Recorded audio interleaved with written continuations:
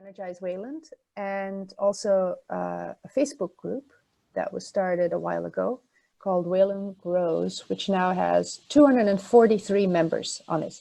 Oh. And on Wayland Grows, we share pictures and stories of our harvest, which is now harvest time, of course. And there's a lot of bragging about harvests and also lamenting of critters. Energize Wayland is a local grassroots group that builds community and resilience in the face of climate change. And we invite everyone to go check it out on energizewayland.org, where you'll find a lot of actions that you can take. And our goal is that 50% of all the households in Wayland will have taken some kind of action on climate change. And if you go to energizewayland.org and create a profile, you'll see there's actions there that there will definitely be actions there that you have already taken.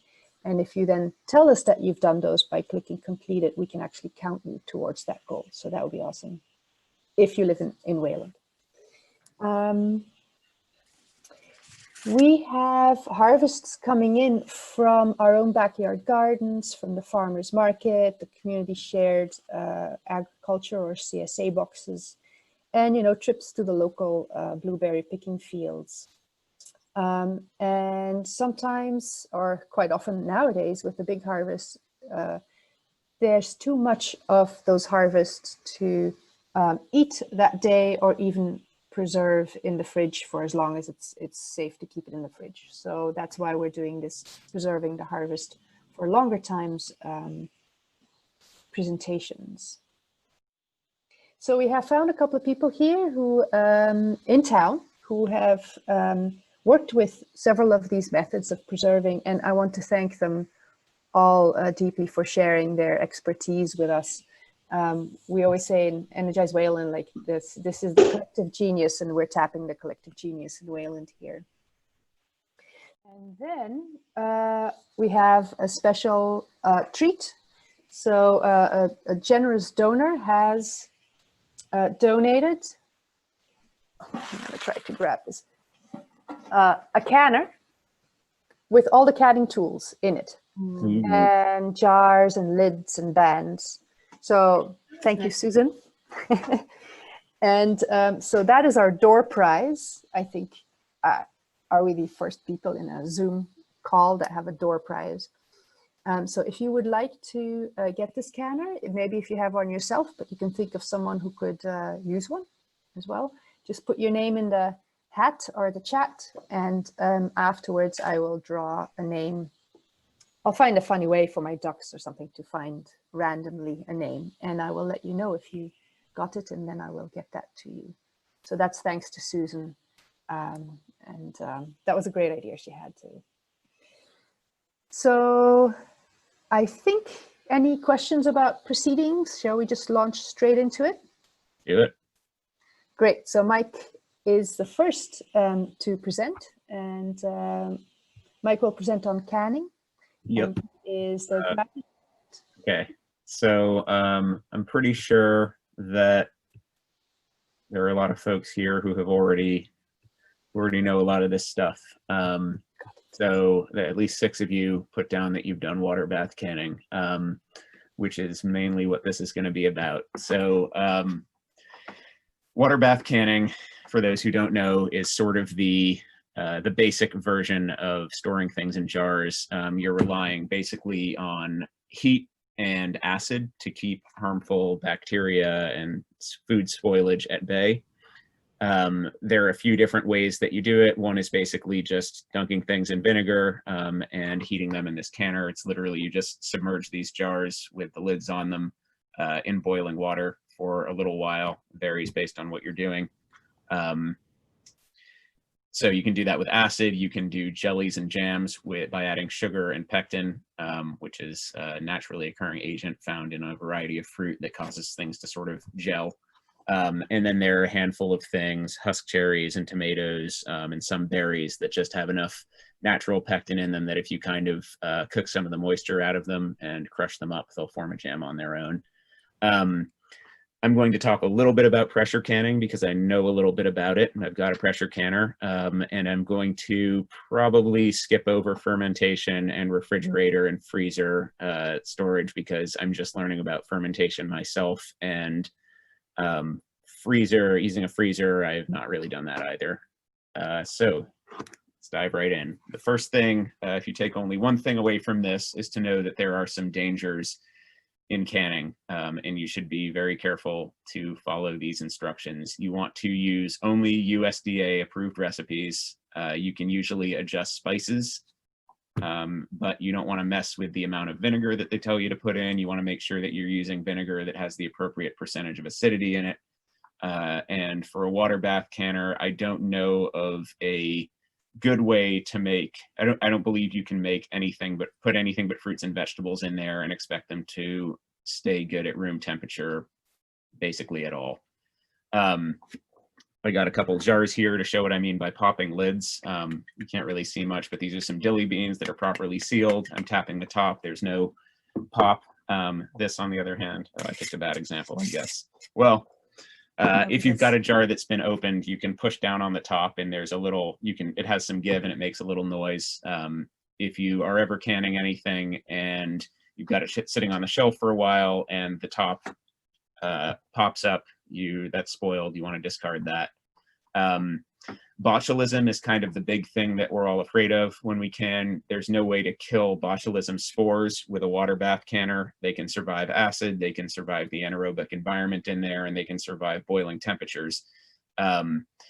So botulism is pretty bad to get, but adults can survive it because they will notice the symptoms pretty rapidly and can go get treated for it. You really don't want to feed your home canned products to small children, though, like babies, because you might not notice the symptoms until permanent damage has been done. So that's from my father, the pediatrician. Don't feed home canned products to your kids. For the jars, it's possible to reuse the jars as long as they aren't chipped. They're totally intact. These rings that keep the top on, but this bit here you can't use multiple times. You want to replace those every time. And last but not least, you always want to follow the USDA recommended processing times. Processing time is the amount of time that your cans are submerged in the water bath canner. So now that that scary stuff's over, so this is my storage setup. Light is the enemy, heat is the enemy. So this is just a sort of cool-ish spot in my temperature. It stays at or below about 55, 60 degrees year round. It never gets hot. We try to make sure that we practice a FIFO, first in, first out policy with our cans. We always label the date for everything that we put on there. And if I go to grab a jar of tomato sauce, I always grab the one that was canned earliest. So I'm sort of maximizing the amount of time I can keep stuff on my shelf. This has been a great year for dilly beans and for berries. So as you can see, I've already put up something like 120 jars of stuff this year, and we're going strong. The two types of canning that I'm talking about here, water bath, as I mentioned, you boil these jars with whatever is in them for a certain amount of time. Processing time there is based on sort of how dense the thing that you're processing is. So beets, for instance, are very dense and big, and you want to process them for like 30 minutes, whereas cucumbers have a very high water content and are not so dense, and I think they have a 5 or 10 minute processing time.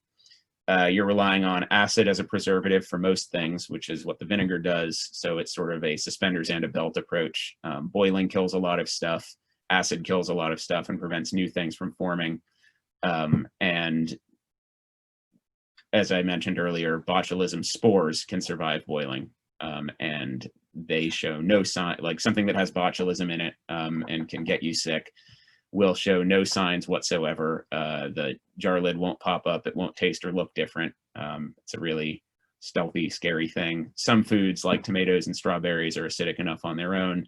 Again, if you find a USDA approved recipe, they'll tell you pretty clearly what you can and can't get away with there.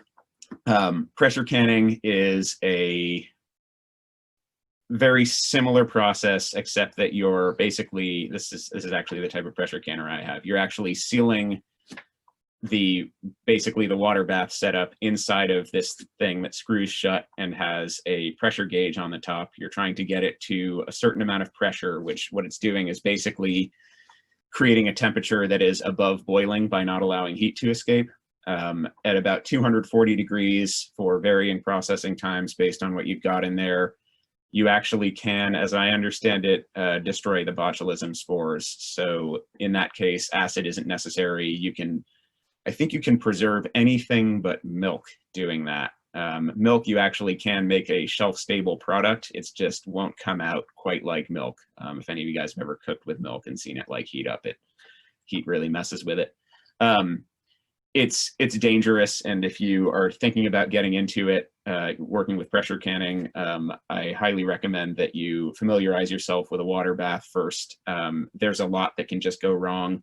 If you forget and open your canner before it's had a chance to cool down, you can burn yourself very badly with the steam inside of it. And these things can, if they're really poorly maintained or you walk away from it for a while, they can blow up, and it's bad. So be very careful and attentive if you attempt pressure canning. The basic equipment, which I guess we're giving away today, this is my setup. These are just sort of the most basic things you need, and actually you can get away without that magic wand. The water bath canner is a great big pot. This is a graniteware pot that I use, also nicknamed Grannyware because I guess it's a very old brand. Mine came with this canning rack, which you see here, and that's just, you put your cans in there and lower them into the pot to boil them. First to sterilize the jars, then you empty out the liquid, fill them, and put whatever you're going to put into them, seal the tops, and lower them back in on that. To handle the hot jars, you've got this jar grabber, which is it's sort of a weird set of pliers almost. I don't know what that tool is analogous to. There are funnels that mine got melted a little bit there, you can see. But that just helps you get things into the jars without burning yourself or pouring whatever it is that you're using all over the counter. And mine has a nice little measure on the bottom that shows you how much headspace you're leaving. That's the amount of air between the top of your product that you're canning and the jar. And that's important to have, I think about a 1/2 inch or a 1/4 inch, depending. And then the magic wand, which is not absolutely necessary. You want to sterilize your lids and rings before you put them in. So that's basically got a magnet on the end of it. So you have your near boiling water that you've got these metal bits in that you need to pull out for your jars. And rather than fish them out with a spoon, you just lift them up one at a time with that. There's some other equipment that I don't have great photos of. And some of this is more like ingredients. If you want to do vinegar and brined vegetables, you'll need vinegar and canning salt. For aesthetic reasons, I guess, you want to use canning salt as opposed to any salt that has anti-caking agents in it, no iodized salt, nothing like that. As I understand it, it will work just fine, but it will form this weird, you'll get this weird crust on the outside and sometimes on the inside of your jars. It's just unappealing looking. For tomato sauce, which is a real popular one in this house, lemon is good to sort of up the acidity and preserve the color.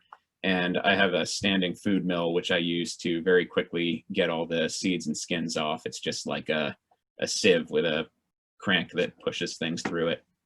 For fruit jams, I also use the food mill sometimes. I basically only use that for blackberries. Everything else I like CD jam, so I just leave it in.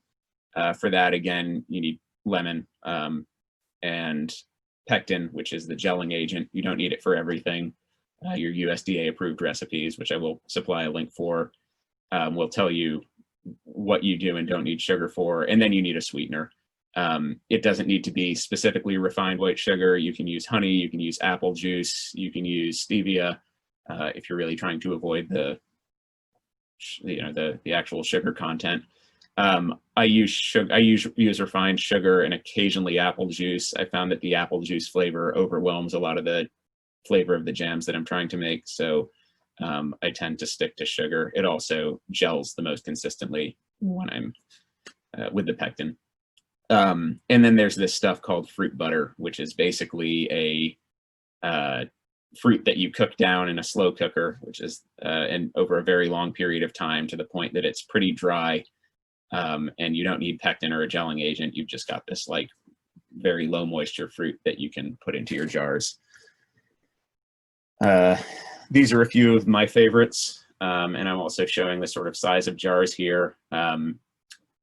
I won't list them all, except to say that if you haven't tried husk cherries, or also known as ground cherries, I think, they're amazing. You should grow them, you should can them, you can just cook them down and put them in a jar and they'll remain stable, and they're delicious and sweet and fun to grow. And I think that's it for what I really have to present here. I've got these home canning resources, which I think I'll have to export this as a PDF or share with you guys. There are a few good ones online. I have a ball cookbook, which gives a lot of the same information you'll find at Fresh Preserving, and which I find useful because when I'm in the kitchen, I don't want to have my smartphone or my computer out. It's, you know, I'm just old enough to still prefer a book. And then there are a lot of agricultural extension programs that publish information about, you know, minimum sugar content, how to be sure that you're processing for the right amount of time at your elevation. You know, none of us are 1,000 feet up, so we don't need to worry about that. But if you happen to be canning up in the mountains, that changes. And yeah, you'll also find a lot of recipes online on sites like Epicurious and All Recipes. I use caution when I attempt those, but I have tried a few here and there. Basically, you want to refer back to the USDA approved resource that you're looking at and make sure that the processing times and the acid component, the vinegar, matches for whatever the basic product is. So if I find a beet recipe, a canned beet recipe on Epicurious, and it says that there's a 10-minute processing time, and my Ball Blue cookbook says 30 minutes, I don't do that recipe. On the other hand, if it's got the same vinegar content and says 30 minutes, I'll give it a shot. This is sort of the beginner product for canners that I recommend. People love these. We make tons and tons of them.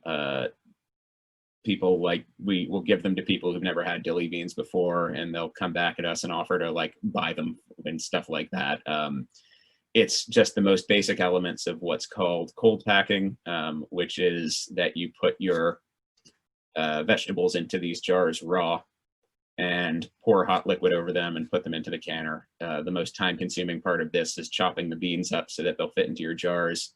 And then you're really just boiling vinegar and water at a 1-to-1 mixture with a little bit of canning salt, putting in whatever spices you want, filling the jars as much as you can with beans, and then processing them for, or not beans, with spices, and then processing for 5 minutes. So it's a really, really great starter project for this. And I'll share this as well, but I pulled this right out of the Ball Blue cookbook. I just sort of simplified the language. And that's it. I guess we'll wait for questions at the end. I hope I covered everything. This is my first time giving this presentation, so I'm sure I left something important out, and I hope you'll ask me about it. Thank you, Mike. Yeah, let's leave the questions. There's quite a few questions actually, but let's leave them till after the other presentations. Okay. So that we really get to see the other presentations as well. Speaking of beans, I was going to unveil this bean I've been growing, the purple noodle bean, and this is what it looks like. Holy crap. I really want to try to can a bunch of those. I'm going to grow them next year. And the funny thing about this bean is usually when you cook a green bean or a bean of any color and you cook it, it turns green. This one actually stays purple, which must have some nutritional thing. So here, I'll show you the whole nest of them. And they're also very easy to spot, of course, on the vine. So you know, it's easy to pick them. The ants do love them, so be careful of the ants. They will defend them. So our next presenter is Nancy. And Nancy has been an avid organic gardener for 25 years. Over the years, she has stored more produce for longer keeping and is fascinated by our forefathers' self-reliance in doing this. She cans, freezes, and does a form of household root cellaring to extend the harvest, and has plans to build a real root cellar, and we will definitely want to hear about that. So Nancy's going to present on root cellaring. Nancy, the floor is yours. Hi, can you hear me? Is that, everyone's good? Okay, I'm going to pull this up here, share screen, and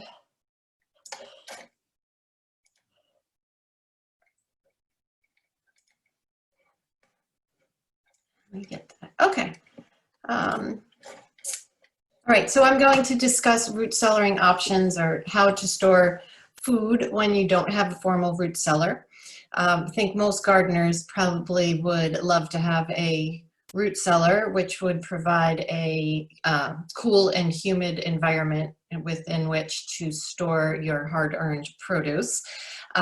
Being the precursor to modern refrigeration, it is an eco-friendly method of storage. It requires no electricity, but building them requires a significant amount of work. I'm going to share with you some options to prolong your harvest. These are just some things that I've researched and that I've tried. I'm still experimenting, but I'm just going to share what I have with you here. Let's see, what do I say? Enter maybe? No. Right? Yes. There we go. Supplies. Okay. You actually don't need that many supplies, but the one thing that you really need is a hygrometer thermometer. Ideally, it would be good if you had a couple of them. You're going to measure the temperature and the humidity of the spaces in your home. It would also be beneficial to have a spray bottle to keep the medium that you're storing your vegetables in or fruit moist. You also need material with which you are going to insulate and protect your produce. If you do choose to use burlap, please make sure that you use natural burlap, because a lot of the burlap that is sold in the US or that's cheaply available has a flame retardant on it, so you don't want that near your veggies. And then you're going to need some sort of containers. I don't like to buy a lot of things for my gardening. I prefer to use what I have. So you're going to need different containers, and I'll go over the ones that I use. And then you're going to need homegrown vegetables or fruit. You also can do market produce or produce from a farm stand. But the only thing to keep in mind is that homegrown vegetables or fruit are most likely going to last longer, because you're going to cure some of them to ensure that they have more of a protective coating on the outside. And some market produce, like if you go to the supermarket, might be treated. So you can use these methods for market produce, but it's going to work even better for homegrown vegetables. Okay. So this method entails finding all of the cool spots in your home. You're going to record the temperature and the humidity of different locations. What you really should do is you should set aside a time frame within which you're going to do this, so that the outside temperature doesn't affect the readings that you're taking.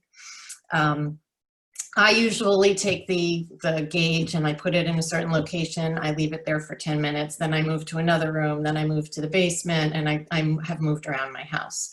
What you're looking for in winter is a site that is less than 60 degrees Fahrenheit, but above freezing.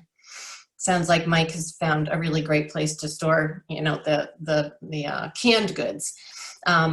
In fall, when you're looking for this, most likely if you're just going to do this now, you can look for areas that are cooler or more humid than the rest of the house. And then as the temperatures dip, you can go back and retest them to see what the temperatures and humidity levels are. So I've just listed a couple of areas to consider. When you're looking for cool or cold spots, the best thing to do is to look for 2 outside walls and areas that have few or no heating ducts. For damp locations, you should be looking below grade, so in the basement. or if you have a downstairs room that does not have foundation. And then for your dry locations, they're going to be like unheated, poorly insulated rooms that are above grade, above your basement level, or they could also be outdoor sheltered locations. I'm going to go over a couple of different ones here. Okay, so you're just going to think about your microclimates. You probably know what they are. They're probably the areas in the home where you needed a space heater, or someplace that you just noticed that your papers, you know, if you had papers in the garage, you notice that the papers feel damp. I just did this the other day. I left a map in the garage and it was damp, but that, you know, that will tell you that site is more humid. It's a great place to test and see, and then you move around the different locations. I have found in my house that I have some very cool, cold cabinets. I didn't realize they have 2 outside walls and they're very cool and cold, and I was able to store some produce there. So here are some of my locations just to give you examples. These are indoor locations. The one on the left is an unheated garage. You know, garages are great for storing produce. This site right here is a walkout garage. So the back against that wall there is fully underground, which provides a good surface of insulation, and it gets very cold. And then if I keep that garage door closed, then I have 2 walls that are facing the outside. So that is my coldest location that's in my house. And then, as I said, like garages, it's very humid. On the right-hand side is a cantilevered extension, and that's actually my kitchen. So my kitchen cabinet is right, I want to point and I can't show you guys, but my kitchen cabinet is hanging out there. Like that is what you're looking at, that bump out. And that site I found in a strange way by storing melons and pears under there under my kitchen cabinet. And I found out that a squash that I had left there for a very long time, 4 months, I pulled it out one day and I expected it to be rotten. I did not realize it was in there, and it was perfectly fine. So I found out that that particular site is very good for squash and sweet potatoes. And I'm going to go through the different vegetables later to tell you what sites to look for. So any unheated space will work for you, but it is much better if it has 2 outside walls. These are 2 locations also that are outside, and they're corners. So the one is a screen porch, one is an open porch. And the house walls will seep heat, so it kind of creates a microclimate in those corners. I realized that that site on the left-hand side, I left a pot of bone broth out there.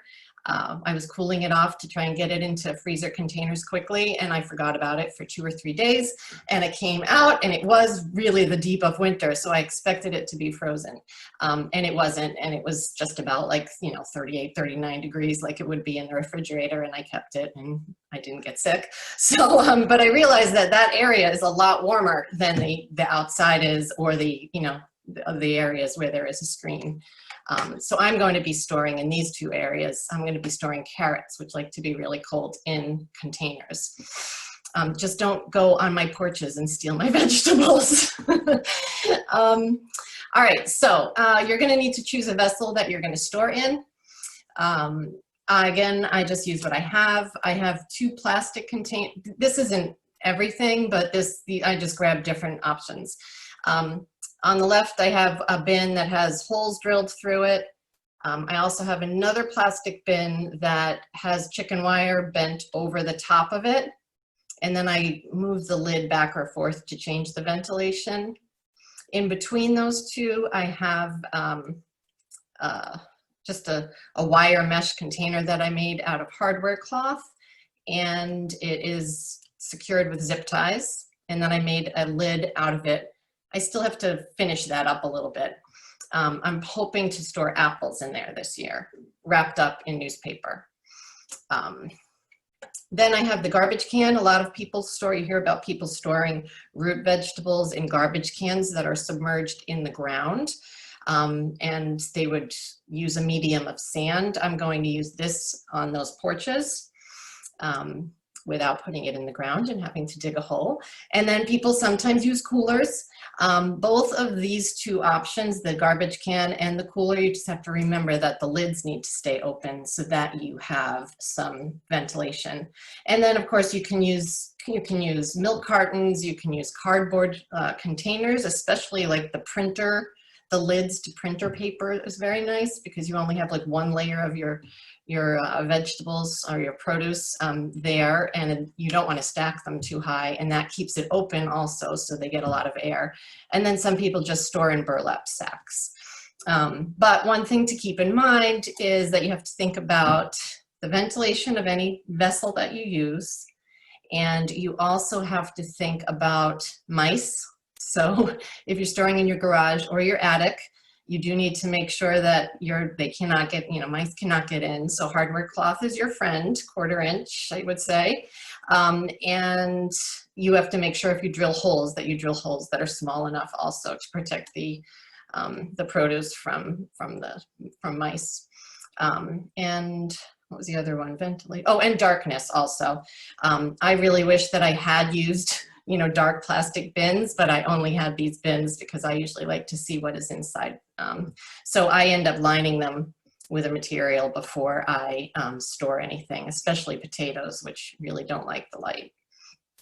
I think that covered everything. Okay, and so vegetables have different optimal storage requirements.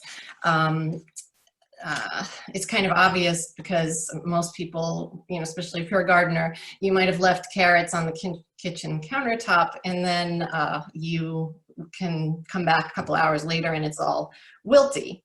But you also can have your garlic on the counter for like weeks and it's fine. So there are optimal storage requirements.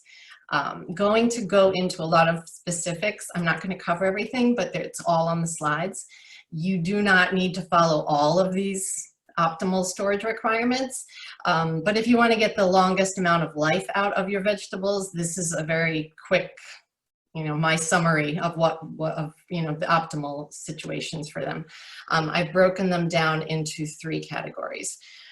If you decide that you want to try this just your first year, you can just choose your most cool, most humid environment and just give it a shot and see what happens. And, you'll keep certain vegetables away from others. Potatoes don't like to be stored near fruit and shouldn't be stored near onions. And I have that in the slides. So you can try it simple or you can try it more complicated. So here, vegetable categories and storage times. I have the 3 categories. The first one is very cold and damp. And that's gonna be your root vegetables and your cruciferous vegetables. I've given you all the length of time with which you can, how long you might be able to get them to last, and the ideal temperatures. So to get 32 or 40 degrees in a house is going to be difficult. Most people are not going to have a room that cold.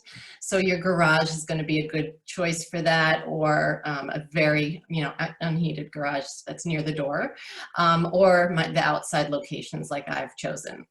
The cool and damp and providing very good circulation is really what potatoes like.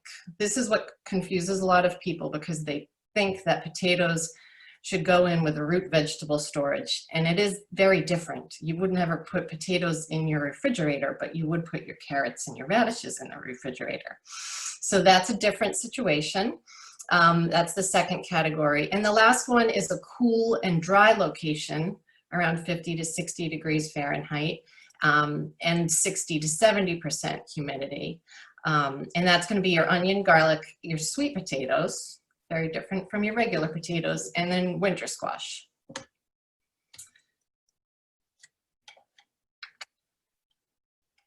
Trouble with that. All right. So now I'm just going to go through each one of these. So your cold and damp is going to be your root vegetables. Most root vegetables and even potatoes, you're going to need to cure them, which means you're going to let them dry out.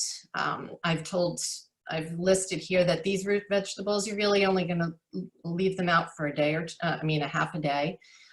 You're going to be storing all of your root vegetables dirty. Don't clean them with water. If you have a really big fridge, or if you have a second fridge, you can store these things in the bottom drawers of a refrigerator. Some people even put like wet sand in their refrigerators in their garages to store a lot of vegetables, a lot of root vegetables. Or you can just put them in, I called it a holy bag, but a holy bag with paper towels in it. So that'll keep them moist enough in the refrigerator. You can choose a vessel, and you can do the sand option, keeping them moist.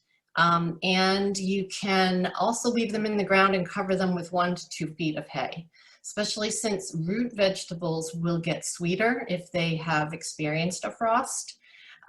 This is a great way to do it, and it also allows you to you can leave them there for a very long time before you finally want to get around to storing some of these. So you can keep busy with canning and freezing, and take this as a later garden chore.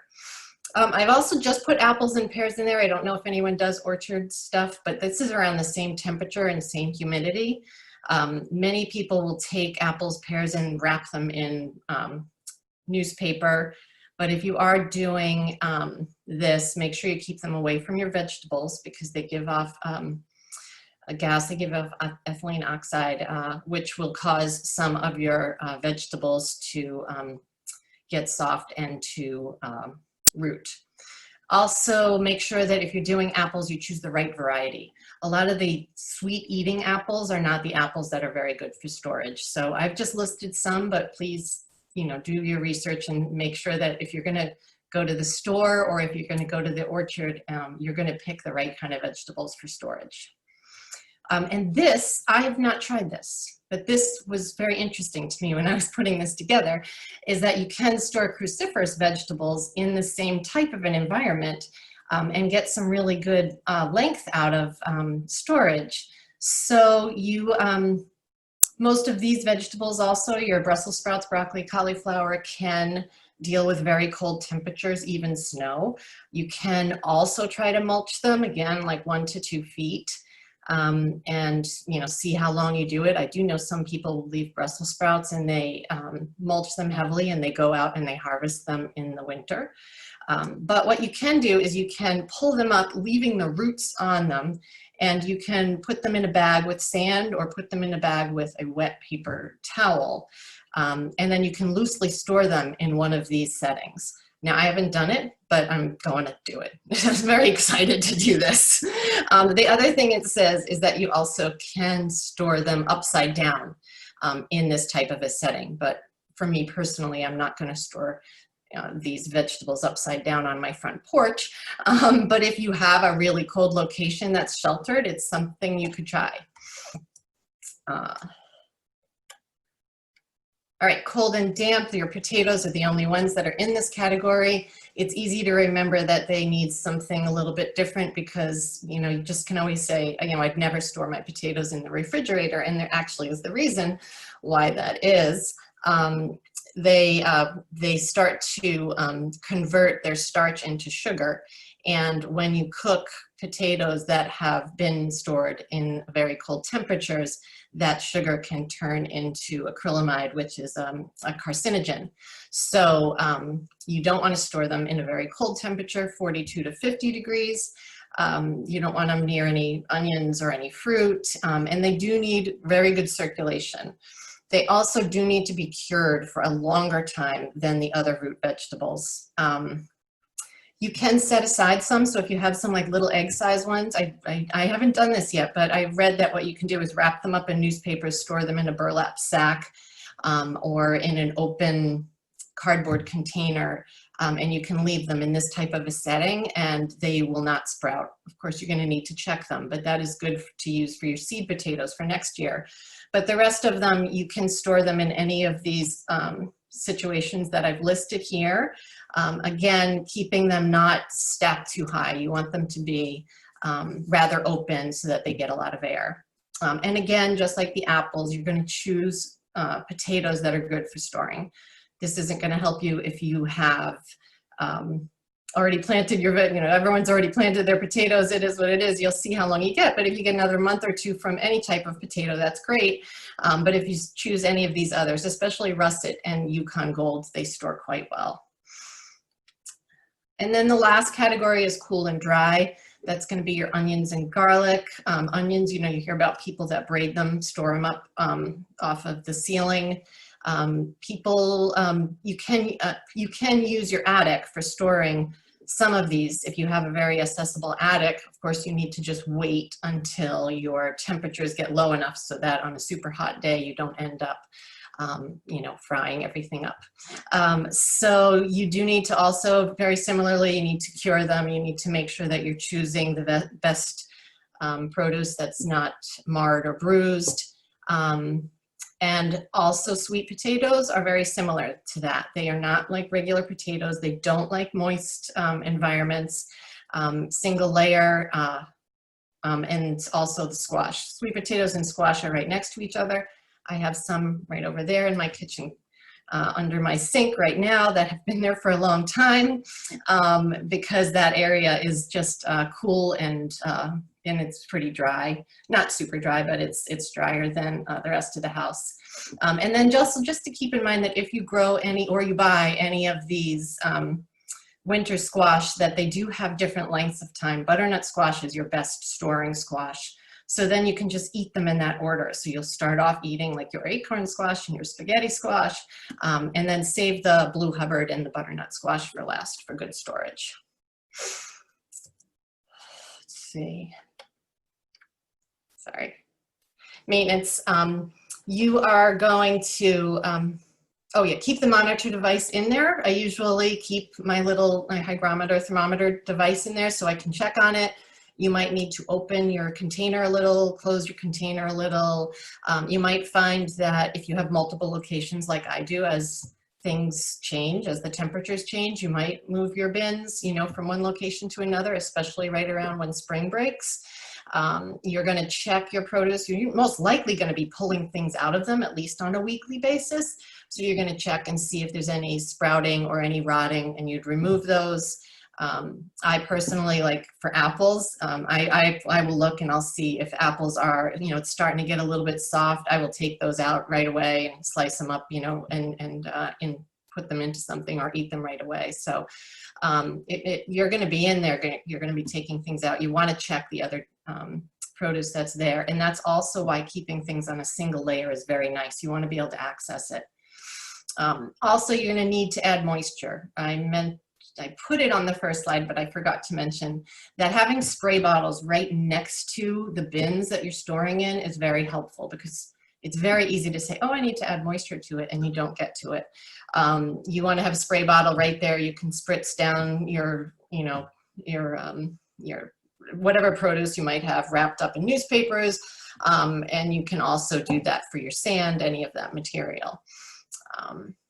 And I think, okay, that's it. And one last thing I was going to talk about was freezing. I'm not going to talk a lot about freezing because everyone does it, it seems, but the reason why people blanch before they freeze is that it kills the enzymes that cause spoilage, and it also keeps the colors vibrant. There are some vegetables that don't need blanching, so your tomatoes, potatoes, winter squash, corn, peppers, onions, and personally, I don't blanch when I do shredded zucchini, especially if I'm doing that for baking. Because if there's any like little bitterness that's in zucchini, or the color doesn't really matter to me, so I will just shred up zucchini, especially when I'm overloaded with them like I am right now. I'll just shred them up really in 2-cup portions, and I throw them in the freezer. You're going to prep an ice water bath in the sink, and you're going to submerge your vegetables in boiling water or in a steamer that's already steaming for the desired time. And I've put a little chart on the next slide.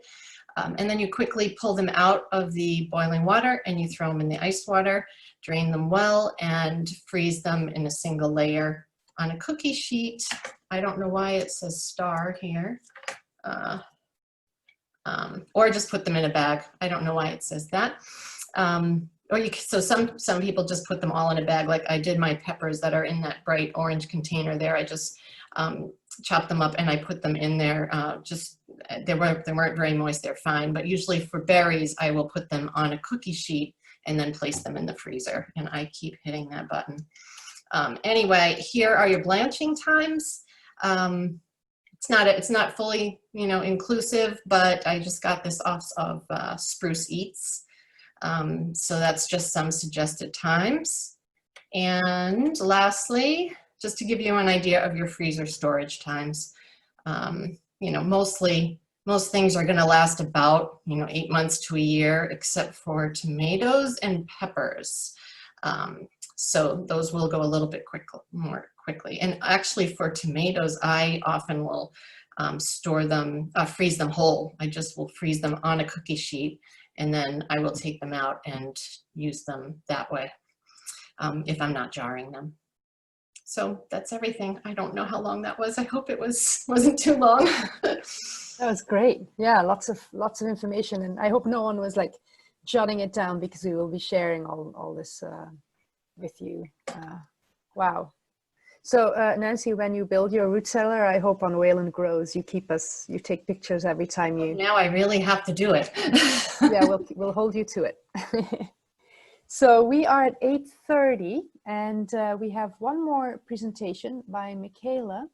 I hope that's okay with everyone. Again, if we don't get to your questions, we will get to them, but just later, and we'll share the answers with everyone. So Michaela is Michael's fiance.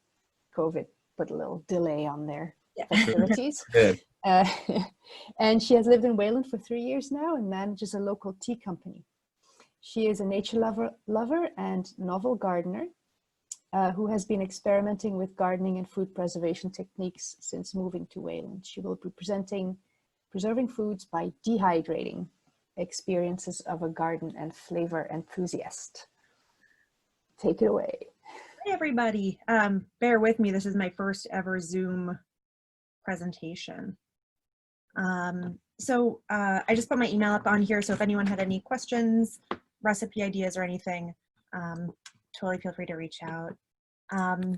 So just the three, oh, Sorry. There we go. are we good? Yeah. Okay. 3 methods of drying via dehydration. I'm going to talk briefly about air drying, oven drying, and electric food dehydrator drying. There is something that is very cool and worth looking into, but because I don't have a lot of personal experience, I'm not going to really talk about it, but solar dryers are another really cool way. I put up a link, and I have a friend who owns Karnak Farms in Saco, Maine, who built an unbelievable solar dryer for drying herbs to make tea. So definitely check out this link if you're interested in that. So first, I'm just going to jump into air drying. This is really best suited, I find, for herbs rather than fruits or veggies, though there can be some times where that could be useful. We air dried some peppers last year and like corn on the stalks this year. But I'm just going to run through herbs. So air drying works the best with herbs with a lower moisture content, such as rosemary, dill, thyme, marjoram, lavender, things with like woodier stems. Higher moisture leaves, think of like big, broad, kind of juicy leaves, mint leaves, basil, put chives in there, are best suited for the food dehydrator I found, or there are also some methods where you can freeze them to preserve the color and the flavor that way. I recommend harvesting up until the plants start to flower. I do at the end, we can jump out of my screen presentation here and I just have some visuals. You can hold it up and I can. Oh, you can see? You can see? Can you guys see this plant? I don't know if you can see. Yeah. So this is a basil plant that started like bolting. It went to seed. So I waited a little bit too long. So I really found that the best possible time to harvest your herbs would be right before they send out any flower buds. Some herbs will change flavor quite dramatically. This basil gets really like spicy and weird. So yeah, right before that happens for best flavor. All right. So what you want to do is select your herbs. It's best to cut them earlier on in the day. The reason being, Some plants will dry out as the day goes on, and the flavor can change. The quality and texture of the leaf will be maybe a little bit different. But you do want to be aware to not collect your herbs early in the morning when there's a lot of dew collecting on the plants. That will create issues later on when you're drying. I just remove maybe the bottom inch or two of any leaves, take out any discolored or diseased pieces. I generally would just shake off any debris once I do my spot check in lieu of washing. I don't want to add a lot of extra liquid, which will create the same kind of problems that you'd have with really dewy plants. Wet leaves will rot. You can get more of like a fermented flavor, and that is not ideal. I had my visual, can we jump in? Can you guys see this? So lessons in what not to do. This is a mega jar of lemongrass. I bundled this up into maybe 5 stalks of lemongrass per bundle and hung in our basement for about 2 weeks, checking periodically. We had fans going, so there was really great airflow, circulation, but in a cooler, darker environment. I thought it was ready, cut them down and put them in a jar. The first 2 weeks, 3 weeks, the tea was delicious. I use this as tea instead of like a cooking ingredient. And then as time went on, it started getting this kind of funky, earthier flavor. So I think a little bit of moisture was trapped in the core of the lemongrass. So something to be really aware of. Most herbs, I'd recommend about 2 weeks of drying time, air drying, hanging to dry. But you want to check and make sure. Some things could go a little bit quicker. Some things could have gone longer. I should have probably let the lemongrass sit for another week because it's such a thick stalk down at the base of the plant.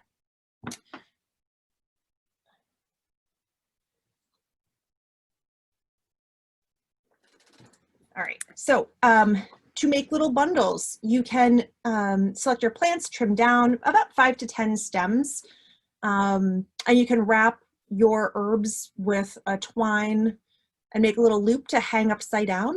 For flowers, if you're using it for like a beautiful visual versus like something you're gonna cook with, it'll keep the stalks straight, so when you put them upright, you can make like a dried flower arrangement. For herbs, that matters less well, right? We're just trying to get it into a dried state. So you want to periodically check for dryness. Leaves should crumble easily when they're ready. Another method is using this brown paper bag. This is something that I've not personally done. I just generally would hang things. But what you could do is use some recycled paper bags, punch holes for good air circulation, and put your bags in a corner somewhere. You just want airflow. And again, about 2 weeks, checking periodically to make sure it's ready. So once you have determined that your herbs are nice, crumbly, brittle, they just reached that point, you can put them in a container for storage. And most herbs will store for about a year in good conditions. So what I would say is leaving herbs in larger format, bigger leaves, will store better longer. It'll maintain better flavor. If you crumble your herbs into like a tiny powder, what you might see in a grocery store, you're creating more surface area, which will allow oxidation to take place faster, and your herbs will have a much shorter shelf life. So generally, I just crumble down when I'm using them for cooking. In the pictures here on the left, that's just kind of a visual of some of the herbs we did last year. We just store them in ball jars in a dark cupboard with a date on it. As Mike said before, FIFO, first in, first out, really important. The picture on the right, so you've got rosemary, sage, celery, and then parsley. So the celery is one that looks like powder. I use this to make a celery salt, about 1 part celery leaf to 2 parts salt. And that is my only exception to the rule of crumbling the leaf into a powdered state. All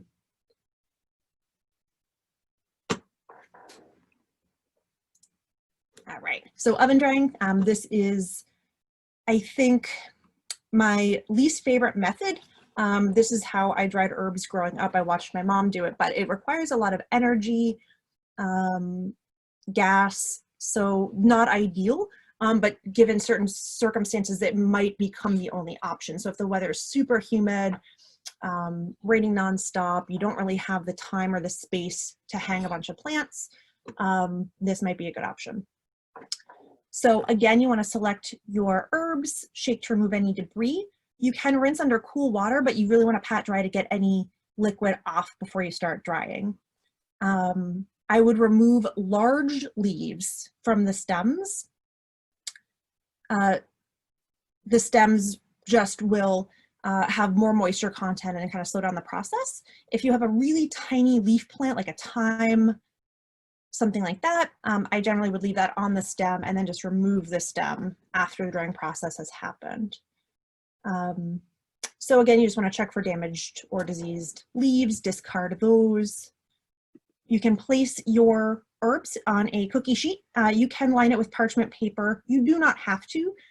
The reason that I do is I think it can be really helpful to create a funnel cone with the parchment paper and just pour the leaves directly into my storage container. And it makes that process a bit faster. But if you want to eliminate waste, you don't have to. It just adds a little bit extra time. So you want to dry at a very low heat, generally the lowest setting on your oven, close to 170. And you can prop the door open. My mom used to use a spoon, like a wooden spoon that she'd stick in there to make sure the door wouldn't close. And depending on the water content of the leaf, maybe 1 to 4 hours, I would say, is the average time, but you really need to babysit it. Once the leaves start drying and be brittle to the touch, you want to pull them out so they don't burn.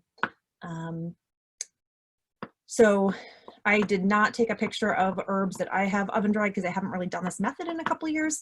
But the picture I chose is a little bit more tightly packed than what I would personally use. That just slows down the process. If there's good airflow, things will dry a bit faster. And I think that is ideal to reduce the energy needed to dry them down. So pretty easy stuff. Sorry. Good. So the food dehydrator, I love. We have dried many fruits, veggies, herbs. It is like one of the best kitchen appliances I think we've ever purchased. Small, take up a little bit of space and use a small amount of power, and you can dry a lot of things in a really compact space.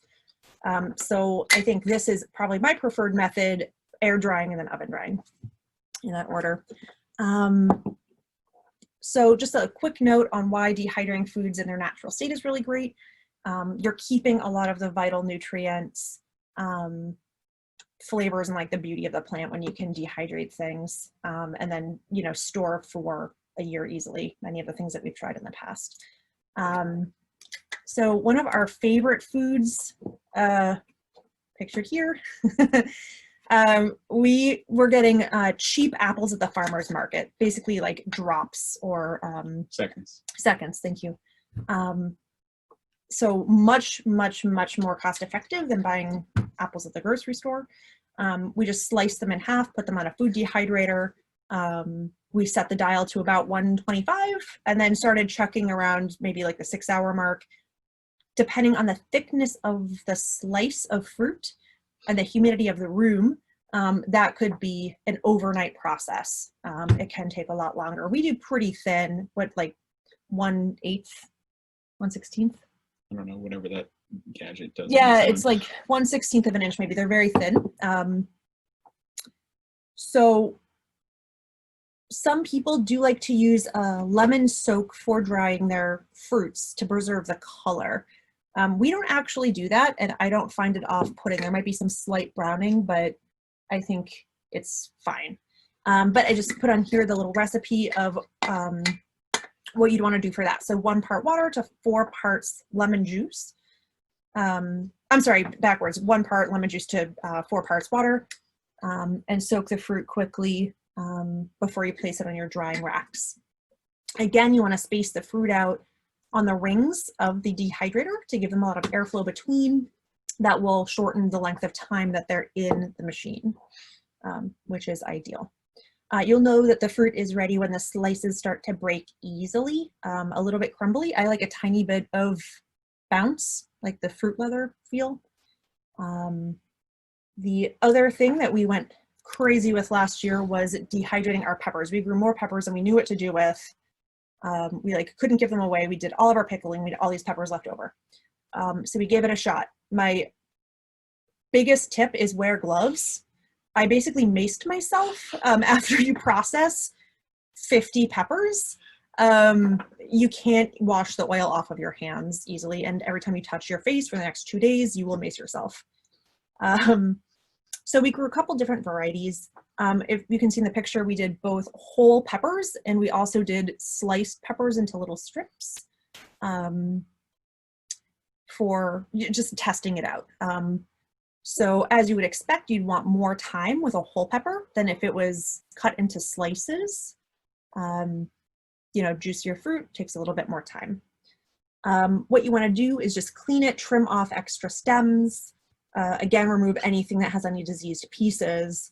And similar with the apples, we did about 125, started checking around maybe the 4 to 6 hour mark. The slices we generally would take out, I think, around 4 hours. The whole peppers were, you know, maybe 3 times longer. Again, you want to store them very well in an airtight sealed container for about 1 year to 2 years.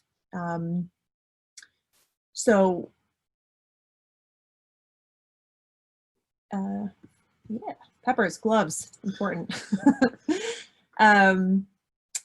So the things that you want to think about when storing your fruits, veggies, and herbs: heat, light, air, and moisture are generally going to be the enemies of freshness. Glass or steel containers are really the best things. Glass, if you can keep it in a cupboard. Obviously, you want to keep it on a kitchen counter or in a sunny window. I like to see the leaves. If things start browning, changing color, I know they're really at the end of their life. And as painful as it can be to throw away your herbs or compost them, hopefully be coming up when you're about harvesting. Season is around the corner. So remember FIFO, first in, first out. So it's really important to label your herbs. Sometimes, you know, you could be growing many different things and the leaf shape can change dramatically. And it's really easy to confuse like cilantro for parsley or something, and then you'll mess up your recipes. So just some fun uses: teas, seasoning dishes, making sachets, potpourris, natural soap additives. There are many great uses for flowers outside of just like aesthetics. There is going to be a slide of reference material for recipe ideas, but you can make jellied herbs. I tried doing this last year and really loved it. So I really recommend checking out these neat recipe ideas. I used herbal teas for my company experimenting with to make kind of smears to go with cheese and crackers, and people really seem to enjoy it. So some fun ideas. So here are 2 books that I really recommend for great resources. And I hate Amazon, so you can get johnny'sseeds.com. They have some great books. This is the Ball Jar Home Preserving book Mike talked about. Really great reference materials. So these also have troubleshooting as well as recipe ideas. Yeah, I grabbed, if you can see. So this is my lavender on a little loop. So, you know, just an idea I didn't show you when I was talking about drying with bundles. So you can make a little loop and dry it, and it's just beautiful in its state, just like that. For decoration. But if you want to preserve the aroma once something is dry, you know, break it down for storage. I stick these in our bedroom until they basically just fall apart on us. Yeah, so that's, I think, it. Wow, thank you. That's a lot of information to process, and we'll share all of this. Thank you so much to the presenters. We're a little over time, but if people want to stay on, we can look at a couple of the questions. Up to folks, let me know what you would prefer. And maybe, I hope the presenters have gone through the questions in the meantime, but of course we wanted to listen to the next one. So there were some questions just about which dehydrators you prefer, Michaela. So you use the round one, There's also the shelf ones. I use the shelf one, which is called the Excalibur, which is fantastic. And I've had it for 10 years, I believe, and it's still going strong. But there's quite a few models, and I think Ellen actually in the chat saved best dehydrator. It's a Nesco is ours. The Nesco, yeah, that's the round one. Yeah. So those are great, and I also love it. It is one of the best appliances to buy. Yeah, it's like once you start dehydrating, it feels so like every year you weren't doing this, you were just being a fool and wasting so much food. I'm sold. I just sent an email to my family saying new toy. I think we're going to go in on a dehydrator. When the Winter Farmers Market was going at Russell's, I was using the thing so often to dry apple slices, which I'm like eating right now, that I was limiting my purchase of seconds to like the amount that I could get through in a week, going 24/7 with like, I never turned the dehydrator off. I just have like so many jars of apples. They're cheap and like, it's my snack forever. I'm ready to be crazy. Be careful with those apple slices, because I've learned the lesson you were referring to. And you can eat like maybe 3 fresh apples and you're like, yeah, that's enough. But you can eat 20 of them dehydrated and you'll pay for it later. Yep. I saw a couple of questions about canning. The first one was somebody asked about bands and lids, Andrea. So that is a good point. If you don't leave the bands on, you need to be extra careful to check and make sure that your lid is sealed well. You can tell it isn't sealed well. I got one that does this. I don't know if everybody can hear that, but that's this little bump on the top of the lid that pops up once the seal has been broken. Basically, as the air inside of it cools, it sucks down. Once you break the seal, room temperature air comes in and it pops back up. I read that, I heard recently that having those on, it can sort of be a hazard because you might not notice, if it does pop, not rarely, but if a seal would break or a seal would pop up while you're storing, it would be very obvious if you didn't keep the band on, but the band might prevent you from seeing damage. Also, I'm very jealous of all your bands because I tend to reuse the bands, and then some get rusty, and then I'm always out searching at the end of the season when they don't have stuff in the in the supermarket anymore. I'm out searching for bands, so I'm trying to get you to throw some bands onto a. So I have heard, and I myself, I don't know if this is good advice. I've used ones that get a little bit of rust on them without a problem. As you say, you can tell if the seal is broken. I mean, if you take the band off and the lid falls off, that's pretty obvious. So I think that what you say makes sense. I think that you should still be able to tell if it's popped up if you remember to check, but you might not remember to check, and it might not be obvious as you.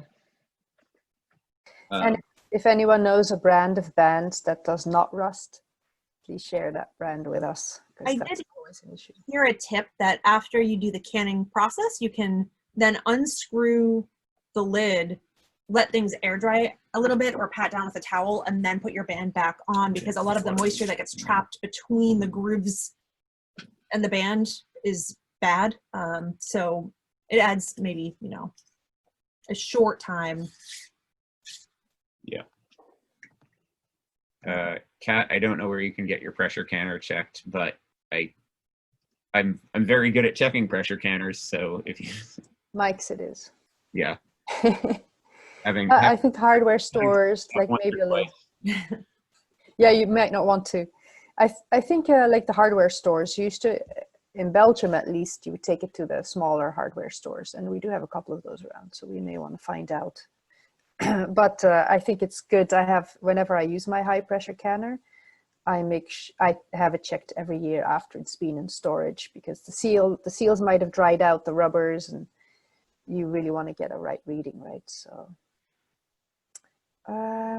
just a reminder, if you would like to be in the hat for the hot water bath canner and the tools, put your name in here in the chat. Any more questions on those? I think then, Nancy, the next questions were about storage. And I had a little comment there that people are, you can buy landscape burlap for very cheap, which is what they wrap around like a arborvitae. Do not use that stuff. And there is a favorite coffee roaster around the corner that is known for handing out free bags that the coffee beans come in very high quality bags. So maybe I will edit this bit out when we put the recording on YouTube, because we don't want them to run out. It's Starbucks, right? Does that end up with an odor? Do you have any odor to your, have you stored food in them? I have stored food, but I guess those were bags I had gotten a while ago, so you might want to air them out. That's a good point. Yeah. Not a bad odor. Yeah, not a bad odor. Yeah, add some caffeine to that. If storing on the porch, of course, one needs to be careful that it doesn't freeze. Right, Nancy? That's using it. I've checked mine, so I know that I can store right in that little corner, but we'll see what happens when it drops. You know, if it gets below 0, I'm in trouble. Yes, ouch. But the You're all in trouble. insulation is supposed to help. That's why you have all the sand and all the other materials. So, Yes. I have a question for Nancy, actually.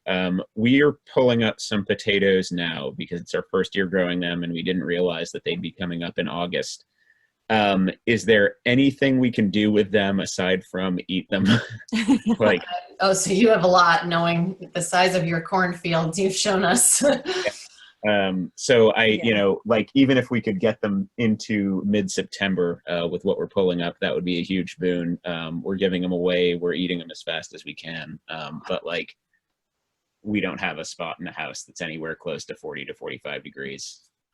Well, I mean, if you can get them in your garage where you have your canned goods, that will probably get you through until September. So you can put them in there in some clean hay. I forgot to say that if you use hay to make sure that it's clean and dry hay, but you could put them in there with ventilation and packing material. Great. Some people leave them in the ground, but it depends on whether you're going to have them get eaten. You know, the ground might be cooler than your garage, but we can leave some on the ground. We'll try an experiment. Yeah. Yeah, I've heard also that for potatoes, you can cure them at least in the ground. So you take off the tops, you leave the potatoes in for 2 weeks, that cures them in the ground, and then they're better keepers. But again, it might depend on which potato you're talking. Maybe you could look and find out if, since you have your dryer, maybe you could make like potato flakes or something that you could like make into mashed potatoes later. Oh, Yeah, we haven't done it. What I was reading about making your own bouillon, or basically hunk down various kinds of veggies, and then you have like a soup ready blend. So carrots, onions, potatoes in tiny little cubes, and throw it in a jar or like in your freezer. So then you can just make a soup with it later on. Well, But we haven't really experimented with it. we have a lot of potatoes to experiment with. a lot of dehydrated. There's a woman, I think it's called Northridge Farm or something. It's a blog. I can go look for it and try to put it up, but she devised some method that she says makes great French fries that she preps and puts in her freezer. So she sort of, I think she cuts them down and parboils them, and then, you know, and then she can pull them out of her freezer and do a fry or a roast, and it makes a really, yeah. So I'll try to go and find that and link that up. That would be great. Great, thank you. Sounds good. Yeah. Cilantro.